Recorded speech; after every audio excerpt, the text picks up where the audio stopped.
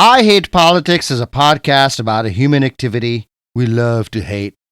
I'm Sunil Dasgupta. Earlier this spring, when protests broke out to force MCPS, Montgomery County Public Schools, to allow some families to opt their children out of reading LGBTQ plus themed books, Em Espey was the education reporter for MoCo360 Media, the website previously known as Bethesda Beat. Espey is nonbinary, which presented a pick-one situation for the protest leaders who wanted their children away from LGBTQ materials, but were faced with the prospect of talking to a non-binary person to make their case. On the other side, Em Espey, the reporter, was faced with the tension of reporting fairly and even-handedly about a group of people who offended their very identity and being. After 5-6 months of remarkable coverage, Espey left their job as education reporter for MoCo360 for a new job, importantly away from journalism. I caught up with Espey recently to ask them about how they dealt with this extraordinary situation. What would you do if your job required you to speak with people who are advocating against your very existence? This episode, we are back with the 7th student review of contested books in MCPS. This week's book is the novel Cattywampus by Ash Van Otterloo.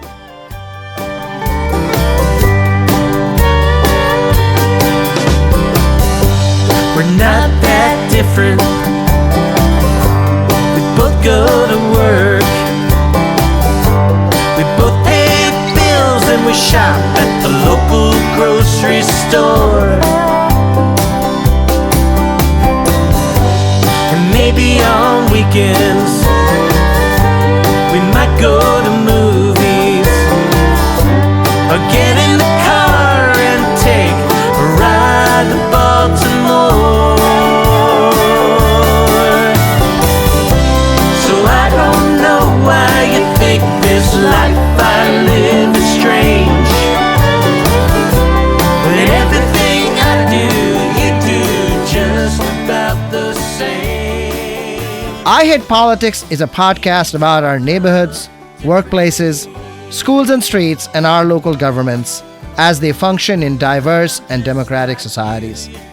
This means our politics are dirty, messy, sometimes corrupt, with often self-serving politicians. But no matter how much we may hate politics, we are never exempt from it, even when we refuse to participate. In fact, the purpose of politics is to keep society functioning precisely when we don't agree with each other, like now. Music for this episode comes from Washington, D.C. area folk singer-songwriter Steven Gellman, whose new album, All You Need, just came out. Guest appearances on the album include several members of the folk band Seldom Seen, Nina Gerber, Kathy Fink, and Marcy Marxer, and also includes the Scottish fiddler Bonnie Rideout. You can find Steven Gellman's music at hiddenpoet.com. We don't love differently. I'm just like you, you're just like me. Oh, you're just like me.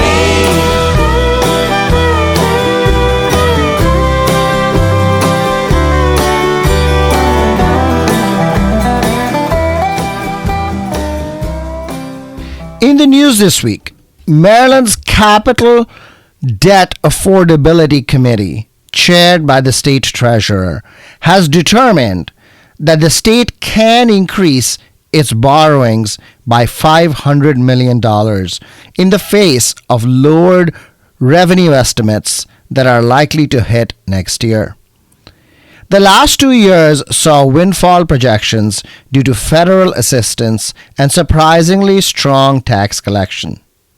But that hill has crested and the state is back in what is called structural deficit, where long-term revenue simply does not match up with long-term spending.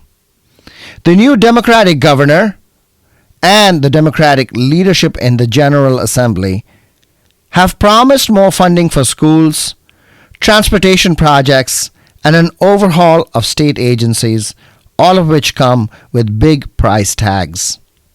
The extra $500 million in borrowing is roughly 30% more than the number expected last December. Broader state guidelines limit borrowings to 4% of total personal income in the state, and debt service on borrowings to 8% of tax collections. Based on available numbers, these benchmarks will be met. In Montgomery County, the public school district's efforts to electrify its school bus fleet is stuck in supply chain and delivery problems, as well as caught between two state laws, one requiring electrification and another limiting the use life of school buses to no more than 15 years. In 2021, MCPS and Montgomery County Executive Mark Elrich announced a massive deal to buy 326 electric buses, which would make MCPS the largest electric bus operator in the country. The first year of the contract, the vendor, Highland Electric, delivered more or less on schedule. But deliveries this summer were consistently delayed. After promising to deliver 100 buses before the start of the school year 23-24, they have only sent 43 after 6 weeks of school. Of the 43, only 12 are on the road. The central issue with the others seems to be a shortage of two-way radios for the buses, a critical safety equipment without which school districts would not put school buses into service. It is unclear who is responsible for this radio failure. Typically, MCPS receives buses from its regular supplier, Thomas, after which they go through registration and add bus cameras and two-way radios. At a school board meeting, MCPS transportation officials seemed to say that for the Highland Electric bus contract alone, the vendor was responsible for adding two-way radios. It is unclear why this exception would be made for electric buses and why MCPS itself did not procure two-way radios for the electric buses in timely fashion. While these delays build on one side, Maryland Department of Education guidelines require that school buses be retired after 12 years, with a possible extension of 3 more years, for a total of 15. At the school board meeting, MCPS officials said that the risk of waiting on Highland to deliver electric buses on time was too great. Eggs in one basket, backs against the wall, position we are boxed in, are all phrases that were used to describe the situation.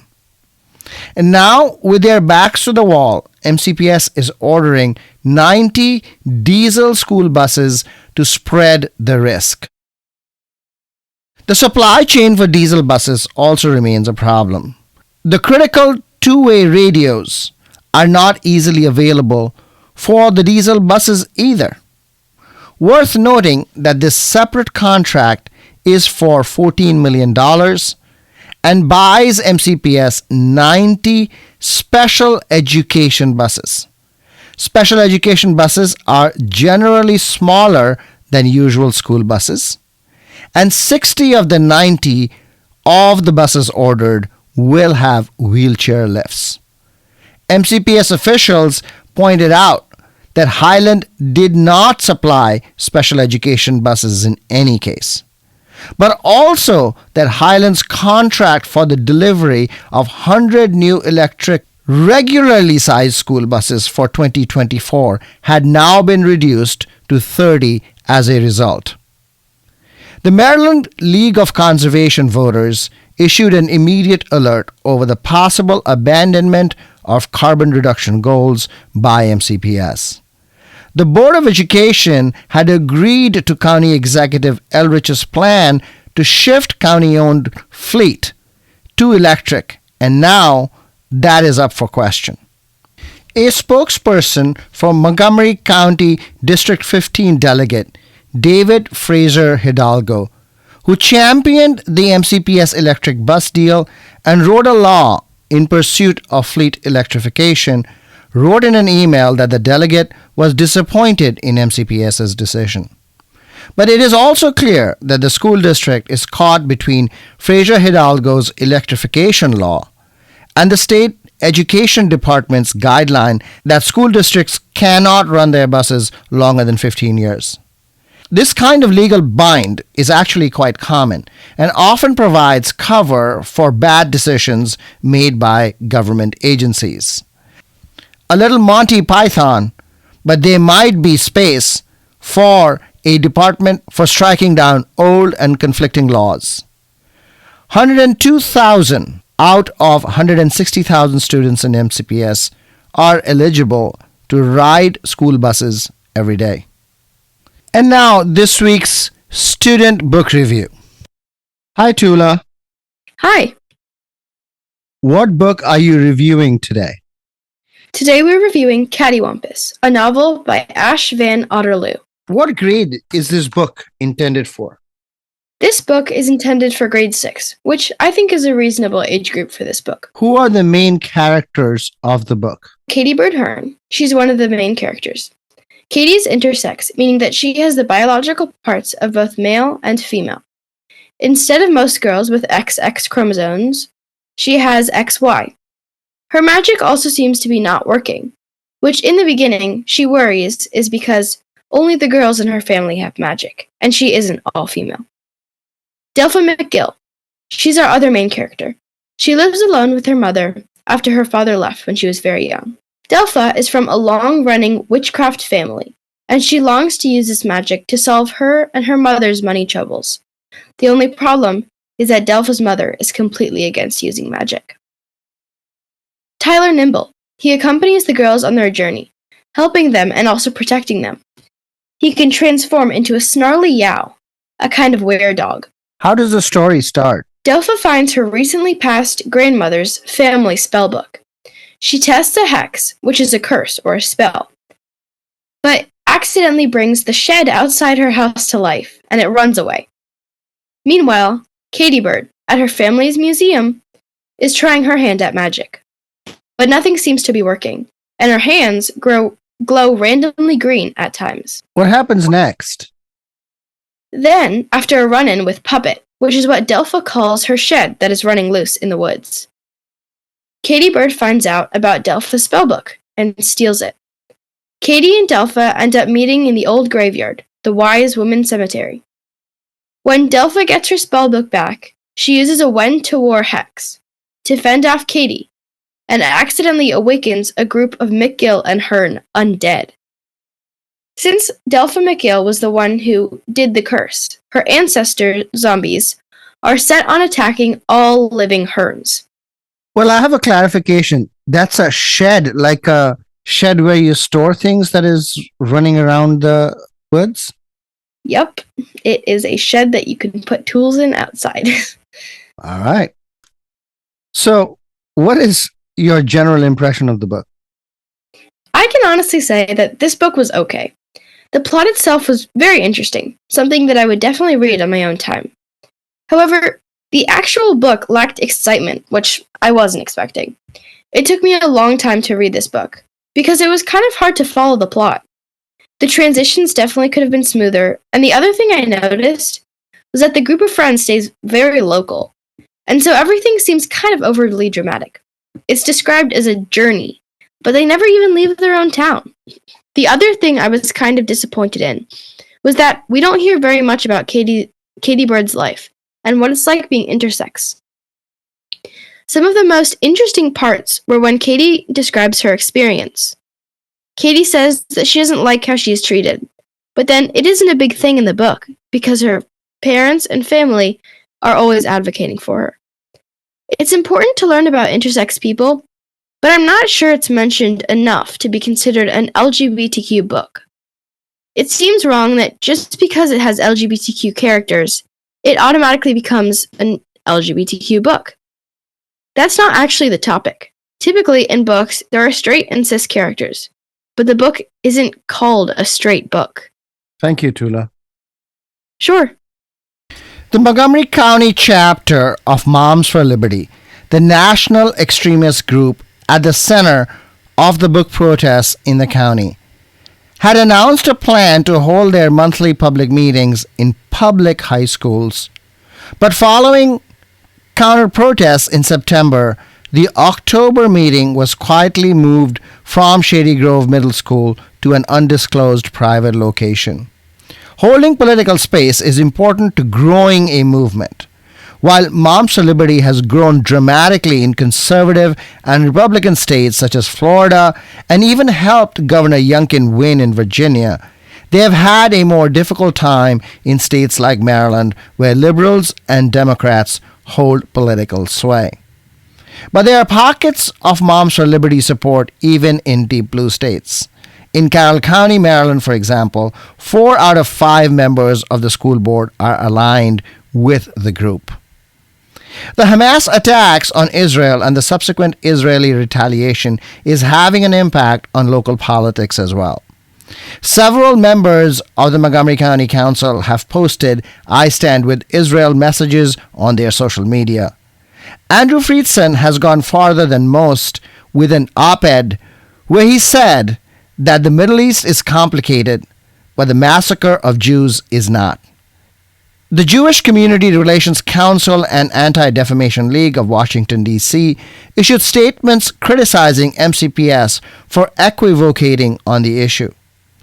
Meanwhile, groups like Jews United for Justice and Jews for Peace have held demonstrations in Washington, D.C. to press their demand for holding responsible Israel's right-wing government for aggravating the situation and for bringing about an immediate ceasefire to Israel's retaliatory bombing in the Gaza Strip.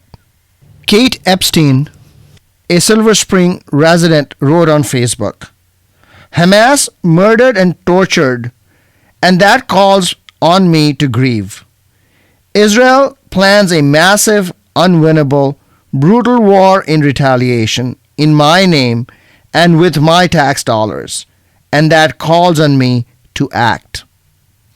American Jews have long been divided on the issue, with the vast majority backing Israel's right to defend itself at all costs, and a sizable minority believing that Israeli governments, most particularly in the hands of Benjamin Netanyahu, has worsened the situation by encouraging settlements, annexation, and inhumane treatment of Palestinians. The war in the Middle East now is likely to deepen divisions, but it is unclear if it will shift the size of the coalitions now standing off against each other. The war in the Middle East is also likely to have an impact on Muslim organizing in Montgomery County. We will talk more about this in the upcoming feature interview with former MoCo360 education reporter Em Espey. But conservative Muslims in the county and more generally in the Washington, D.C. region have been organizing since spring 2023 to protest the inclusion of LGBTQ books in elementary and middle school curriculum in MCPS. Specifically, these groups have demanded that MCPS allow families to opt their children out of reading these books. Call it the opt-out movement, cousin to the book ban movement, spearheaded nationwide by groups like Moms for Liberty. In Montgomery County, the face of the book protests have been Muslim groups such as Family Rights for Religious Freedom, FRRF, and CARE, which stands for the Council on American Islamic Relations, one of the largest Muslim organizations in the United States. In contrast, Family Rights for Religious Freedom is a relatively small local organization which is coordinating the local opt-out protests. There are other groups involved as well, including the Howard County-based Coalition of Virtue. So, here's the question. Now that this organizing is in place, will it be used to push the Palestinian cause? Local Muslim leaders have not pushed for local protests against the county leadership's avocation of Israel's rights. But if they do, it is worth asking whether the support they have gathered, including, for instance, silence in the local democratic establishment, will dissipate, and the coalition they have built since the spring could fall apart. You're listening to I Hate Politics. I'm Sunil Dasgupta. I'll be back with former MoCo360 Media education reporter Em Espey to talk about their experience as a non-binary person covering anti-LGBTQ rights movement. California, California, California, California.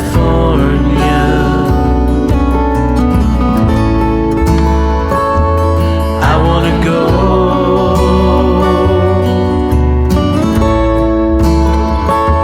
to Mendocino.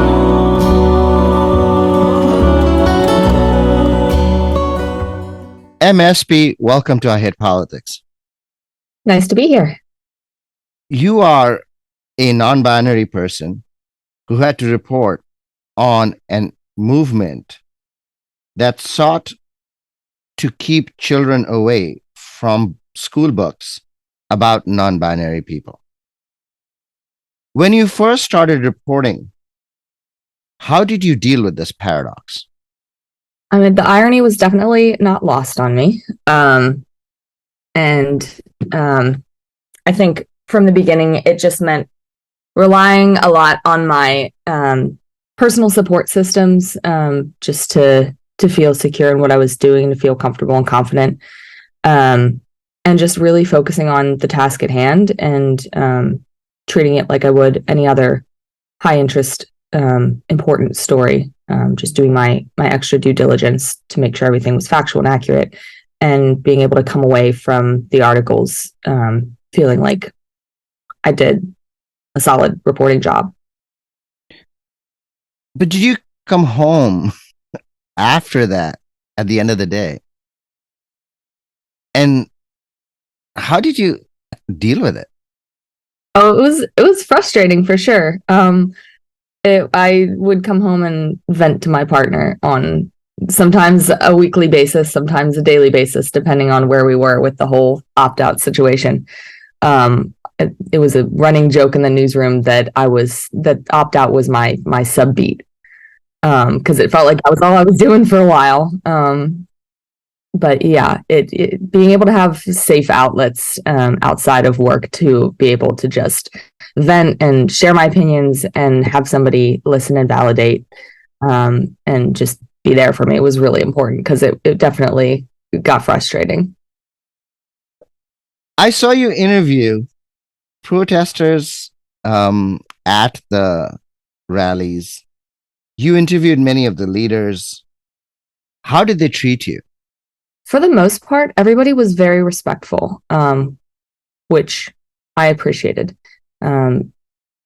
Going up in person to people at protests and just, trying to do a cold interview was intimidating, to say the least. And I definitely got turned down by multiple people who took one look at me and said, no. I don't know what was going through their head, but I did my best to try and get the thoughts of folks on both sides. And there were definitely folks that were willing to share openly with me about why they were there. And I just did my best to give them the space to say what they needed to say, and keep my feelings in check until I clock out and go home. How about the leaders, and Did they ever call you out on the fact that you were a non-binary person reporting on this issue and therefore you might be biased or something like that? At least not to my face. I think I would like to think that I developed a pretty good relationship with some of the leaders. Wael El-Kashari from Family Rights for Religious Freedom was always incredibly professional with me and would get me, quotes on sometimes a very short basis if I needed it, and was always nothing but professional with me. And I really appreciated that relationship. The folks from CARE were also pretty professional and easy to deal with. I understand that they had a job to do and they were doing it.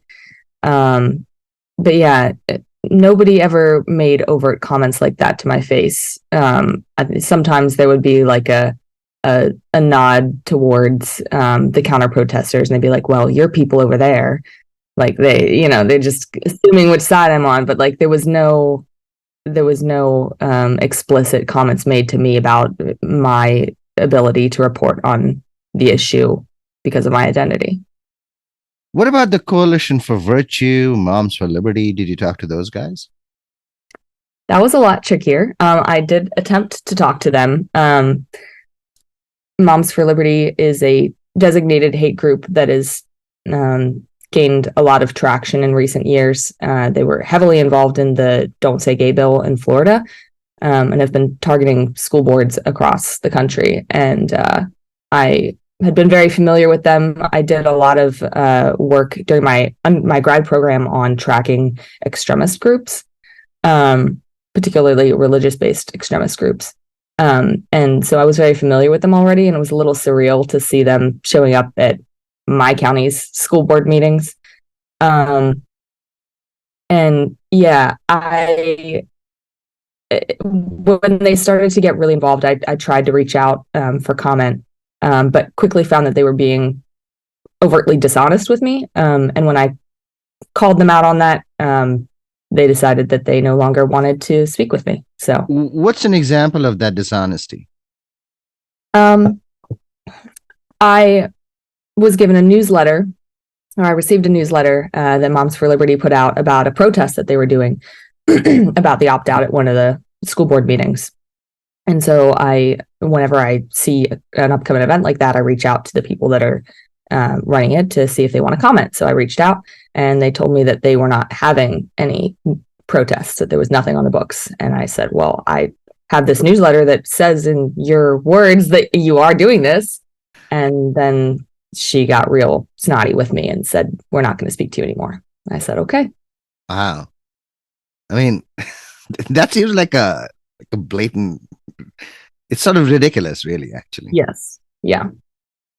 What about the Coalition of Virtue? I don't know if I ever spoke with someone from there.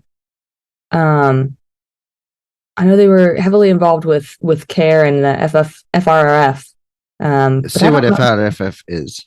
Family Rights for Religious Freedom.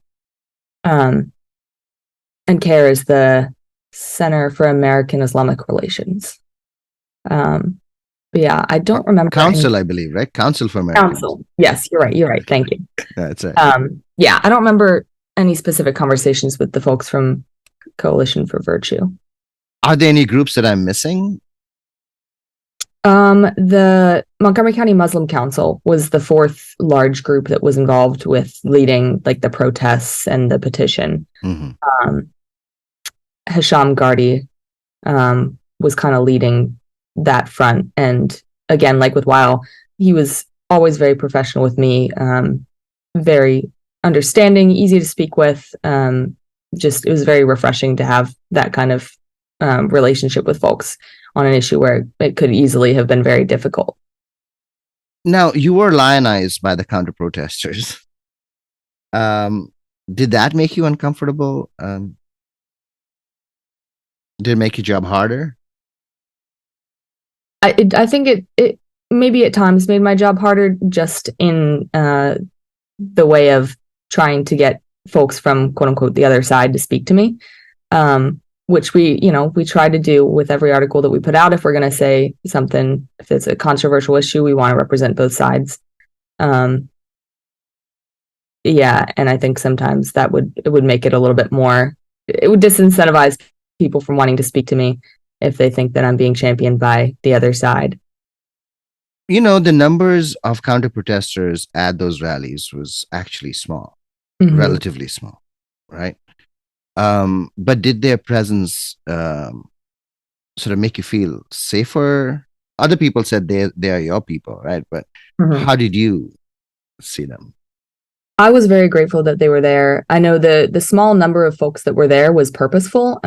They told me multiple times that they didn't want to have like a large group of counter protesters. They didn't want the possibility for something to go sideways, for there to be conflict with the protesters. I think at the largest protest that we had, the one with over 1,000 folks, there was a bigger group of counter protesters, and things got pretty tense towards the end. And so moving forward, they didn't want to, engage in any negative way or tempt anybody to engage in a negative way. But they just wanted to have folks there to de-escalate if the need be, and just to be, present in case media needed a quote or anything like that. But yeah, I was very thankful that there were folks there, especially for these larger protests. Like I said, it was very nerve-wracking to go into that crowd of a bunch of folks, knowing why all of them were there, and just knowing that there were folks there that did not think that. It was just good to have that knowledge in the back of my head. You said that in reporting that we talk to both sides, we try to get a balance. Is there really a balance here? I think it is important to represent both sides, even on issues where personally you might feel like, duh, there is clearly a right side, and it becomes tricky when you feel like you're giving the microphone to hate groups or extremists. I think there definitely is a line, but I think the most important thing about journalism is that you are giving folks the tools, the public, the tools to see the truth of a situation. And I think you can only do that if you accurately represent both sides. And, if one group is clearly acting in bad faith or pushing for something that has clear harm attached to it, then that should be clear in the words that they say, but you should give them the space to say it for themselves, Do you think the opt-out movement was trying to harm LGBTQ folks? They have claimed no, but... Right. I don't think that was the intent of a lot of those folks. But I do think that having an opt-out would have caused a great deal of harm, not just for LGBTQ students, but for lots of students and families. Explain that harm from your point of view. Ostracization of queer folks. I don't think that would have stopped with the opt-out. I still don't think that is all that they're pushing for. So they were in fact acting in bad faith in that case. I mean, if their true intentions were hidden. Yeah, I mean, I think so. Then do you need to both sides them? Again, I think so, because I want people to be able to see that for themselves. I don't want to make that conclusion for my audience. I want them to be able to see it. But you are curating. I mean, I am curating for this podcast. I mean, every person that does a job like ours, right? We are curating information. We are selecting. We are making choices. Mm-hmm.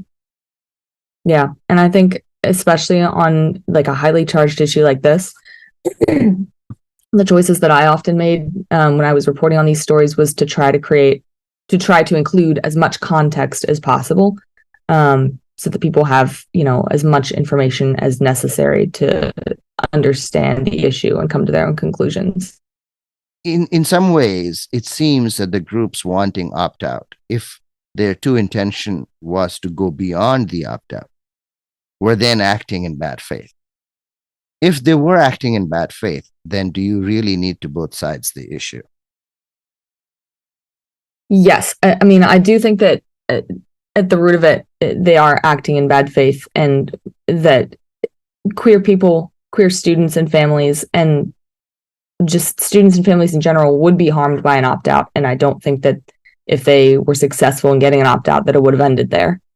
And I still think they're pushing for that. But whether or not they're acting in bad faith, that doesn't negate the need to give them the space in news articles to state their intentions for themselves and have people come to their own conclusions about it. But we make this complaint about New York Times all the time, that they are both sidesing, that they are, they take bad faith and report it as if it was in good faith. It's a difficult position to be a journalist in. Yes, very much so. That's why the more context, the better. Being able to include as much as possible in as few words as possible was really important for me to give people the tools to be able to see what was really going on for themselves without me telling them. And like gatekeeping one side's argument just because they are super like toxic, bad faith arguments, isn't going to be effective in helping the public understand what's going on. They need to be able to see for themselves what's going on. And for that to happen, you have to hold the space for that. In the case of the opt-out, what do you think was the most important background information to have to show that the groups may have been acting in bad faith? That's a good question. I think the most important context from my perspective was to help folks understand the actual impact that an opt-out would have, regardless of what these folks are saying they want it to have. And we're going to give them the space to say that, but also trying to incorporate context so that folks understand that's not how this is going to play out if it happens, and this is the harm that it's probably going to cause. So how did you do that? I mean, specifically, what did you say? Were there studies about this? What is it how did you make that context? Both by talking to queer students and their parents, and including their voices, because I think whenever there's a policy or something that is targeting a certain group, you got to talk to that group. So getting their experiences and their fears. But then also there are numerous studies about affirming school environments and how important it is for teachers and students to respect students' pronouns, to not make explicit comments about them. There's even studies about the importance of having curriculum that reflects everybody's identities. So being able to even just link out to other resources like that was helpful, I thought. Montgomery County is a highly democratic jurisdiction where generally LGBTQ rights have made significant strides, or at least there's much more respect for queer folks in the county.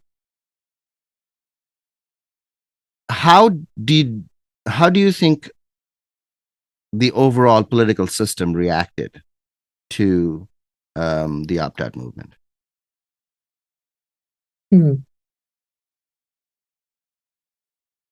I personally would have liked to see a little more overt support against the opt-out, or at least like some more public dialogue, because it was a really big deal. And yeah, I don't know. That's a hard question. There were folks like Kristen Mink who were showing up at the protest to counter protest and to testify. And I think that was really powerful. But it wasn't a lot. There wasn't a lot of that. There wasn't a lot of involvement from elected officials. or the government in general. And that was really interesting to me. A lot of the counter protests and stuff was very grassroots based. Have you thought of why? Fear and optics definitely play into it. Kristen Mink got burned pretty early on by kind of putting her foot in her mouth a little bit. And I think elected officials, especially like the council members, are very hesitant to get involved in these hot topic issues like this because they don't want stuff like that to happen, and they're mindful of their own, their terms and reelection and all of that and public perception of them. So I definitely think that plays into it. Yeah. Were they both sides in? I think to an extent, yeah. Then do you think it was your responsibility to call them out on it? As a journalist, I don't think so. So you would have waited for somebody else to call them out on it and then reported it rather than call them out yourself. Right. A journalist's job isn't to instigate, it's to report on the instigating. So if there was a calling out of public officials, or if somebody made overt comments like that to me in an interview, that could be interesting context to include just to get people thinking about. In retrospect, do you feel like you made any errors in how you approached the reporting of the issue? I have thought a lot about that question. I know not everybody's going to be happy with any article that I write, and these generated a lot of heat. And I'm very much a perfectionist kind of person who wants to make sure that I did a really good job, especially when I know there's so many eyes on me. But yeah, thinking back on it, I'm really proud of the reporting that I did on this issue.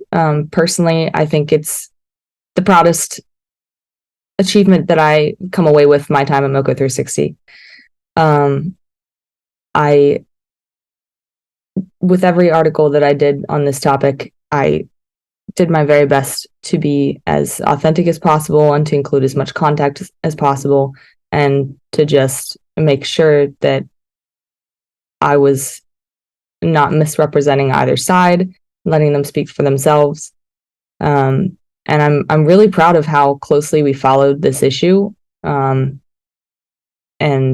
how much we were able to share folks' voices. I'm really proud of it. I don't have any regrets. To what extent did this subbeat of yours contribute to you leaving journalism altogether?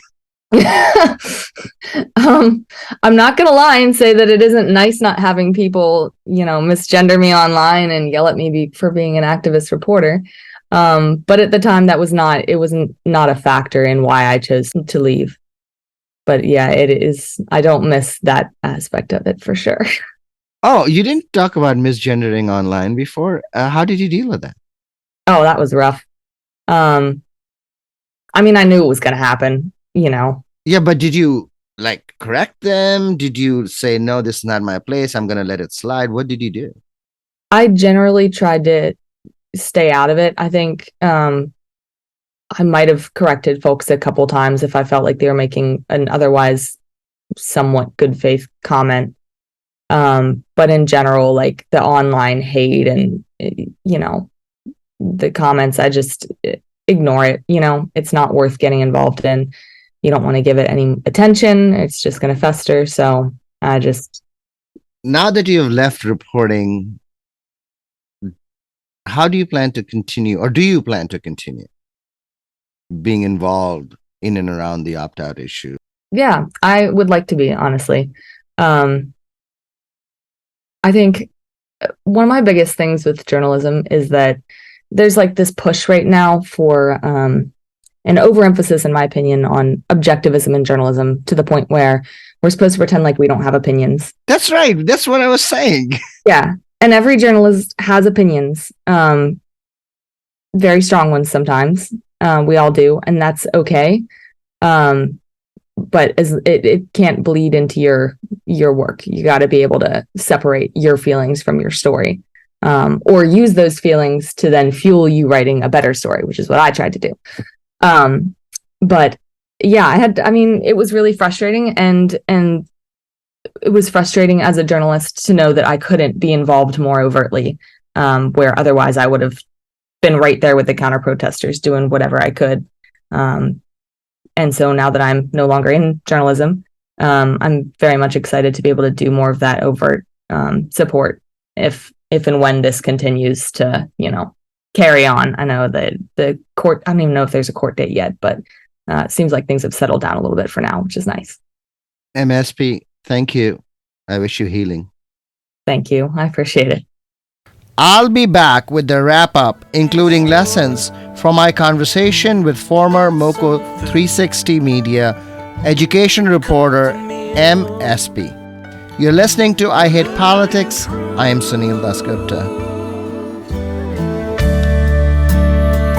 Little victories,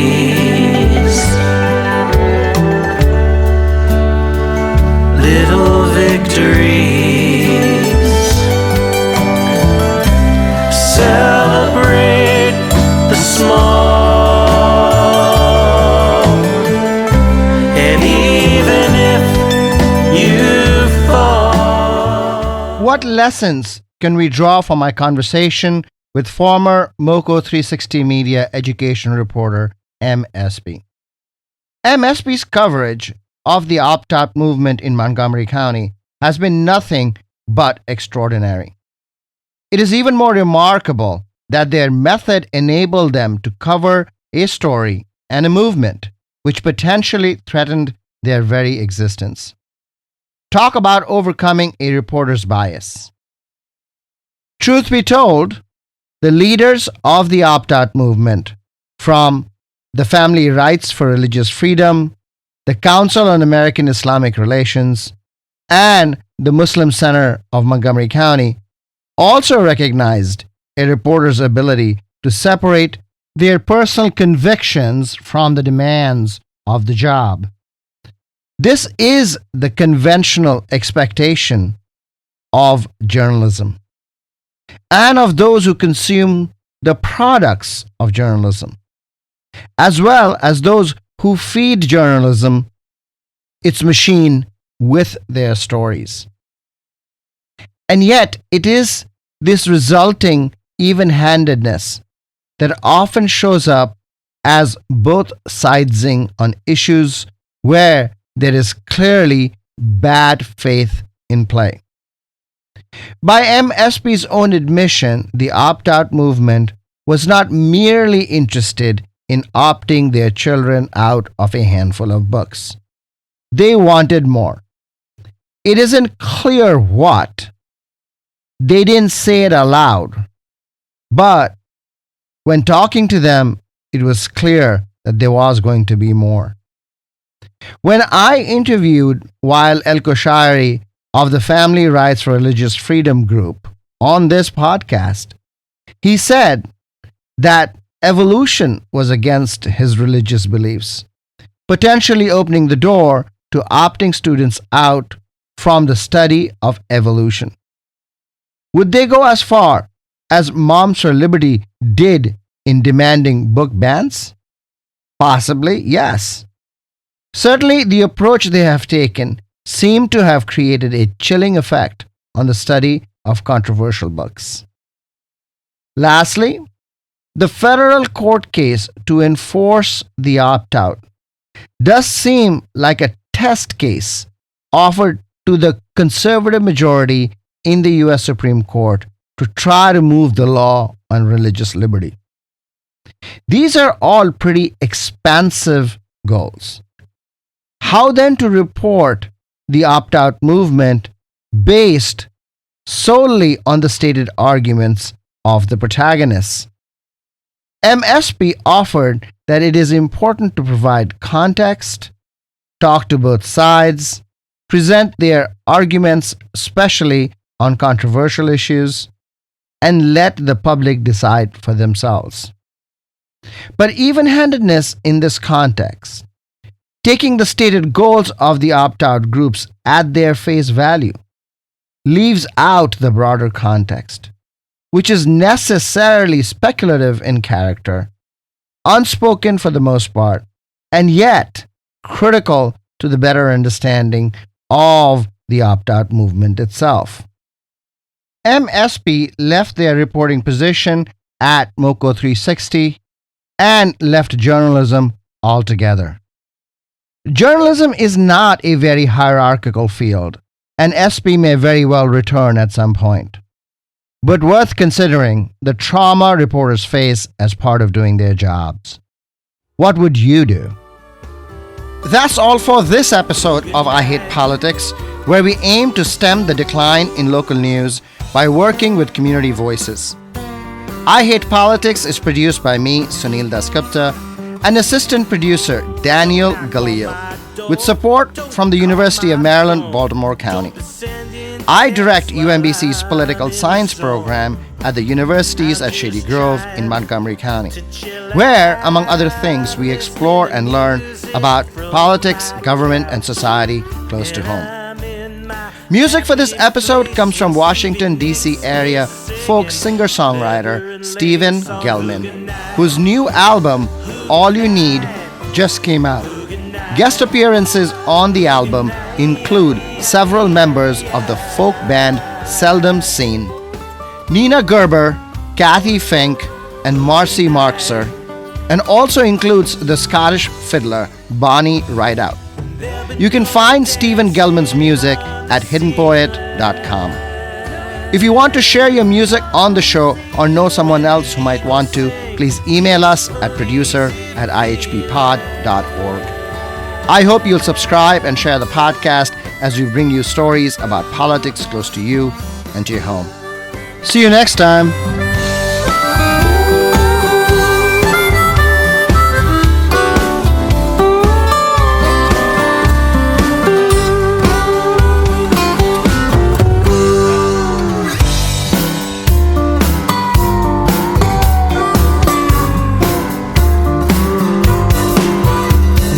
Getting late and I should go to bed, but there's vinyl to spin, more life to live.